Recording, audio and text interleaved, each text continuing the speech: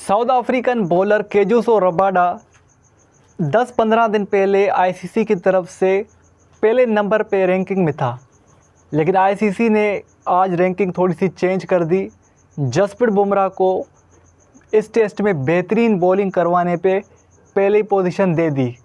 इस रैंकिंग में ह्यूज फ़र्क तो नहीं रखा, लेकिन क्लोज करके जसप्रीत बुमराह को रैंकिंग में पहले नंबर पे आईसीसी ने टेस्ट के अंदर रखा है। केजुसो रबाडा बग़ैर टेस्ट मैचेस के खेलने के वजह से वो दूसरे नंबर पे आ गए हैं। तो केजुसो रबाडा भी बेहतरीन बॉलर है। उस मैच के बांग्लादेश के बाद उसने कोई क्रिकेट नहीं खेली, लेकिन बाद में आईसीसी का एक रूल है, जब कोई प्लेयर बेहतरीन परफॉर्मेंस दिखाता है तो कम से कम उसको रैंकिंग में रद्दोबदल चांस मिलता है। तो जसप्रीत बुमराह को चांस मिला और पहले नंबर पे आ गया है।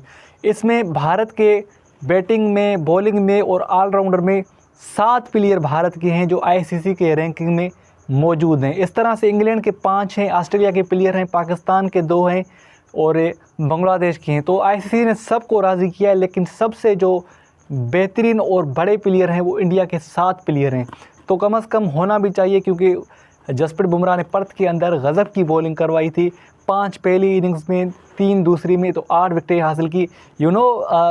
जो है वो केजुसो रबाडा, उसने भी बेहतरीन बॉलिंग करवाई। तो हम देखते हैं कि किस बॉलर ने कितनी विकेटें हासिल की और आईसीसी ने उस हिसाब से रैंकिंग में उसको जगह दिए। तो जसप्रीत बुमराह आईसीसी के तरफ से पहले नंबर पे रखा गया है। 883 पॉइंट्स हैं जसप्रीत बुमराह की बॉलिंग में। उसके बाद केजुसो रबाडा वो दूसरे नंबर पे हैं, उसकी 872 पॉइंट्स हैं केजुसो रबाडा की। उसके बाद जोश हेज़लवुड बेहतरीन बॉलर है। वो इतना पेस तो नहीं है, लेकिन उसको वेरिएशन उसकी कमाल की है। जोश हेज़लवुड के बारे में बताया जाता है, जहाँ पे वो पुराना बॉल होता है, नया बॉल होता है, विकेट लेना उसके बाएं हाथ का खेल है। विकेट वो ऑस्ट्रेलिया को लेकर देता है। तो एक बेहतरीन बॉलर, एक्सपीरियंस उसके पास है। तो वो इस टेस्ट में भी एक बहुत कमाल किया, विराट कोहली को पहली इनिंग्स में आउट किया। तो जोश हेज़लवुड एक बेहतरीन बॉलर है। उसके बाद आप देखें तो रविचंद्रन अश्विन वो चौथे नंबर पे है, लेकिन उसको इंडिया ऑस्ट्रेलिया के जो ट्रॉफ़ी है उसमें लेकर नहीं गई है। लेकिन उसके बाद भी रविचंद्रन अश्विन चौथे नंबर पे, 807 उसकी पॉइंट्स हैं। उसके बाद जयसूर्या लेफ्ट आर्म स्पिनर है, जिसको गाल के अंदर कोई बैट्समैन टच नहीं कर सकता, उसको भी आईसीसी ने 5वें नंबर पे रखा है। 801 पॉइंट हैं जयसूर्या की। उसके बाद पैट कमिंस 796 पॉइंट्स हैं पैट कमिंस की। वो एक ऑस्ट्रेलिया टीम का कप्तान भी है, जिसने वर्ल्ड कप जितवाया। उसको आईसीसी की तरफ से रैंकिंग के अंदर तो मौजूद हैं, लेकिन थोड़ा सा पीछे हो गए हैं। और ख़ास बात इसकी ये है पैट कमिंस की, वो ऑलराउंडर के लिस्ट में बेन स्टोक्स से ऊपर हैं। तो इसका कमाल है कि आईसीसी की 2 रैंकिंग में, एक तो बॉलिंग में और दूसरा बैटिंग में भी आ गए हैं। मतलब ऑलराउंडर के तौर पे आईसीसी ने उसको 9वें नंबर पे रखा है। हालांकि बेन स्टोक्स एक दुनिया का बेहतरीन ऑलराउंडर हुआ करता था, अब उसका हाल कुछ इस तरह से हो गए हैं, कभी वो अनफिट होता है, कभी वो पूरा चांस नहीं लेता। इसकी वजह से बेन स्टोक्स 10वें नंबर पे आ गए हैं। मैं उनके बारे में थोड़ा सा बताऊँगा, लेकिन यहाँ पर इस लिस्ट को मैं पूरा करूँ तो फिर नंबर 7वें पे है रविंद्र जडेजा, जिसकी 794 पॉइंट्स हैं। Ravindra Jadeja left arm spinner है, वो ऑलराउंडर में पहले नंबर पे है, लेकिन उसका यहाँ पर भी नाम आया है। उसके बाद है 8वें नंबर पे नेथन लायन। नेथन लायन एक ऑफ स्पिनर है, ऑस्ट्रेलिया की तरफ से इस टेस्ट मैच के अंदर भी खेला था और बेहतरीन परफॉर्मेंस दिखाया था। नेथन लायन का एक इम्पैक्ट होता है ऑस्ट्रेलिया की टीम में, जहाँ पे वो ज़्यादातर उसको टेस्ट मैच इस वजह से खिलाती हैं कि ऑफ स्पिनर एक ऐसा बॉलर होता है जो 3 फील्डर आगे लेकर बैट्समैन को मुश्किल कंडीशन में तंग करता है।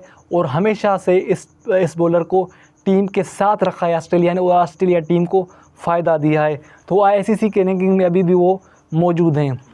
नंबर 9 पे है पाकिस्तान का लेफ्ट आर्म स्पिनर, खिपरों से ताल्लुक़ रखने वाला नोमान अली, जिसको पीसीबी चांस नहीं दे रही थी, जिसको फिटनेस की वजह से बाहर कर रही थी। उसी टेस्ट मैच के अंदर जब पाकिस्तान मुसलसल हारता आ रहा था, तो वहाँ पे नोमान अली को चांस मिला और ग्रुप किया, अपने आप को साबित करके दिखाया कि मेरी क्रिकेट खेलना अभी 3-4 साल बाकी है, 20 विकेटें उसने हासिल की 2 मैचेस के अंदर।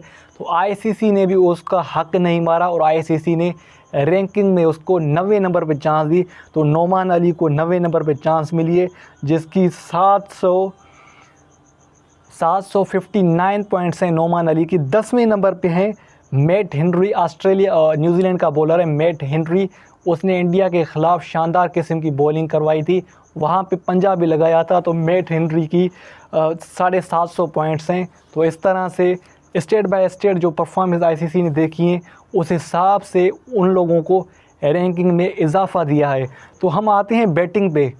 द गोट जो रूट पहले नंबर पे मौजूद हैं।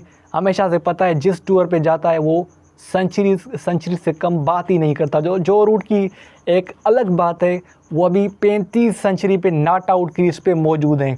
बेहतरीन बैट्समैन है, जिस तरह से इंग्लैंड टीम को मैचेस जितवाता है अपनी कंडीशन में हो, चाहे बाहर हो। अभी न्यूजीलैंड से सीरीज़ है, वहाँ पर भी जो रूट इम्पैक्ट डाल सकता है। यशस्वी जायसवाल अभी पर्थ के अंदर 152 रन्स की इनिंग्स के लिए तकड़ी कंडीशन में, जहाँ पे ऑस्ट्रेलिया की बॉलिंग को सराहा जाता है। तो उन बॉलर्स के ऊपर एक इम्पैक्ट डाला है। तो उस इनिंग्स को देखकर आईसीसी ने उसको दूसरे नंबर पर लेकर आए हैं। तो इजाफा इतना नहीं है क्योंकि जो रूट की 903 पॉइंट हैं और उसके बाद यशस्वी जायसवाल की 825 पॉइंट हैं। केन विलियमसन काफ़ी टाइम से टेस्ट क्रिकेट से दूर है, लेकिन फिर भी इतना रैंकिंग से दूर नहीं हुआ, वो तीसरे नंबर पे मौजूद है। केन विलियमसन की 804 पॉइंट्स हैं आईसीसी के बैटिंग रैंकिंग में। उसके बाद है हैरी ब्रूक, जिसकी 778 पॉइंट्स हैं। हैरी ब्रूक वो इंग्लैंड का प्लेयर है, एक बेहतरीन बैट्समैन है। वो एक उभरता हुआ सितारा है इंग्लैंड का। ओडीआई के अंदर, T20 के अंदर तो परफॉर्मेंस करता है, फ़ौरन उसको इंग्लैंड टेस्ट क्रिकेट के अंदर लेकर आइए। वो परफॉर्मेंस इंग्लैंड टीम को अपनी कंडीशन में चाहे बाहर देकर देता है। उसके बाद हैं डेरन मिचेल, न्यूजीलैंड का बैट्समैन है। खड़े छक्के मारता है, सीधे स्ट्रेट्स छक्के मारता है। एक बेहतरीन बैट्समैन है, ऑलराउंडर है, बॉलिंग भी कर लेता है कभी कभी। डेरन मिचेल वर्ल्ड कप के अंदर भी इम्पैक्ट डाला था और अपनी टीम को फाइनल के अंदर भी रन्स करके दिया था, लेकिन अनफॉर्चुनेटली वहाँ फाइनल के अंदर न्यूजीलैंड टीम नहीं जीती। तो डेरन मिचेल एक बेहतरीन बैट्समैन है। ऋषभ पंत जो 2 साल से क्रिकेट से दूर था, उसको भी बैटिंग रैंकिंग में आईसीसी की तरफ से रखा गया है। तो ऋषभ पंत का भी नाम है। स्टीव स्मिथ उसका भी नाम है। उसके बाद देखा जाए तो पाकिस्तान का सऊद शकील, मेरे ख्याल से तो सऊद शकील को आगे होना चाहिए था, लेकिन उसने अपने आप से किया कि पिछली उसकी जो 3-4 इनिंग्स हैं, 2 मैचेस हैं, उसमें उसने इस हिसाब से परफॉर्मेंस नहीं किया। इस वजह से वो 7वें नंबर पे बल्कि 8वें नंबर पे चला गया है।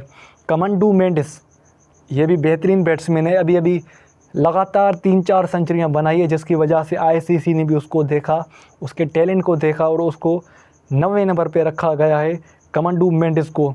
उसके बाद ट्रेविस हेड को 10वें नंबर पे आईसीसी ने रखा है। इस चीज़ को आईसीसी ने सोचा है कि तीनों फॉर्मेट में परफॉर्मेंस करके आया है ट्रेविस हेड। हालांकि वो T20 और ओडीआई के अंदर ओपन करता है, लेकिन उसको ऑस्ट्रेलिया ने इस हिसाब से रखा है कि वो न्यू बॉल इतना नहीं खेल सकता, जिस वजह से टेस्ट के अंदर वो 5वें या 6ठे नंबर पे बैटिंग पे करने आता है और वहाँ पे आकर परफॉर्मेंस देता है। इस वजह से 10वें नंबर पे नाम ट्रेविस हेड का है। अब हम आते हैं ऑलराउंडर की लिस्ट पे। रविंद्र जडेजा का जहाँ पे एक कब्ज़ा है, बेहतरीन लेफ्ट आर्म स्पिनर है इंडिया की तरफ से। 2 टॉप बॉलर जो हैं वो ऑलराउंडर हैं यहाँ पे इंडिया के, रविचंद्र अश्विन और रविंद्र जडेजा। पहले नंबर पे है रविंद्र जडेजा, जबकि दूसरे नंबर पे हैं रविचंद्र अश्विन। ये दोनों बेहतरीन ऑलराउंडर हैं, बैट से रन्स करके इंडिया को देते हैं और बेहतरीन बॉलिंग करवाते हैं। जहाँ पे इंडियन की फास्ट बॉलिंग नहीं चलती एशियन कंडीशन में, ये विकेटें गिरा देते हैं, इंडियन टीम को फ़ायदा मिलता है। शकीब उल हसन अभी रिटायरमेंट देना चाहता था वो साउथ अफ्रीका टूर के बाद। वहाँ पे शकीब उल हसन ने वो टेस्ट सीरीज़ नहीं खेली थी, लेकिन अभी भी वो आईसीसी के रैंकिंग में 3रे नंबर पे मौजूद हैं, लेकिन उसने फाइनल डिसीजन अभी तक नहीं लिया। उसके नीचे ही बांग्लादेश का प्लेयर मेहदी हसन मिराज है। तो मेहदी हसन का भी इतना फासला नहीं शकीब के साथ ये, लेकिन शकीब से थोड़ा सा नीचे है। उसके बाद जेसन होल्डर, ये कोई स्विच वाला यहाँ बोर्ड वाला होल्डर नहीं है, बल्कि वेस्ट इंडीज़ का प्लेयर जेसन होल्डर है, जिसको आईसीसी ने 5वें नंबर पे रखा गया है।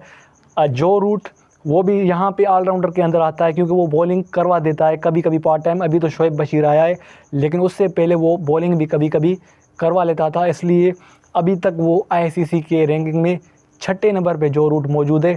बैटिंग में पहले नंबर पे था, जब ऑलराउंडर की बारी आती है तो वहाँ पे आईसीसी ने 6ठे नंबर पे रखा गया है जो रूट को। उसके बाद देखा जाए तो अक्षर पटेल, अक्सर करके इसको इंडिया चांस नहीं देती। वजह ये है कि इंडिया के पास ऑलरेडी 2-3 स्पिनर बॉलर हैं, जैसे कि रविंद्र जडेजा और उसके बाद देखिए रविचंद्रन अश्विन, ये 2 इनके अहम स्पिनर हैं, जिसकी वजह से इसको खेलने का मौका बहुत कम मिलता है, जिस वजह से रैंकिंग में नीचे है। लेकिन इतना है कि वो रैंकिंग के अंदर है।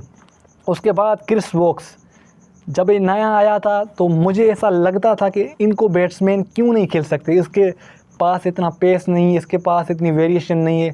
तो मुझे ऐसा लगता था कि इसको तो बैट्समैन कोई अच्छा लग जाए तो इसको मार मार के दुम्बा बना दे, लेकिन ये अपने वेरिएशन से हमेशा बैट्समैन को फंसाते थे।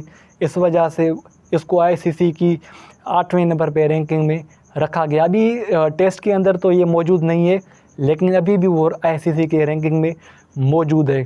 9वें नंबर पे है पैट कमिंस। मैं पहले भी बता चुका हूँ, इसकी हैरत की बात है कि वो बेन स्टोक से ऊपर है। बेन स्टोक ने अपने आप को अपनी कप्तानी के चक्कर में इतना किया है कि वो ज़्यादातर अनफिट रहता है, जिसकी वजह से आईसीसी की तरफ से इतनी यहाँ पे रन्स नहीं बनाई है, जिसकी वजह से वो पैट कमिंस से भी नीचे है। मतलब वो पैट कमिंस भी इससे बेहतर रन्स बना लेता है। इस चीज़ को आईसीसी ने देखा है, इस वजह से बेन स्टोक पीछे है। तो बेन स्टोक को सोचना चाहिए कि मुझे ऐसा इम्पैक्ट बॉलिंग में, बैटिंग में, दोनों में चीज़ों में डालना होगा। और आखिरी नंबर पे तो बेन स्टोक है। ये आईसीसी ने आज बैटिंग रैंकिंग जारी कर दी। तो आईसीसी ने ओडीआई की अभी रैंकिंग जारी की थी। बाबर को पहले नंबर पे रखा था और शाहीन को बॉलिंग में रखा था। तो आईसीसी ने ये अपने तरफ से जो रूल अप होता है यहाँ पे रखा है।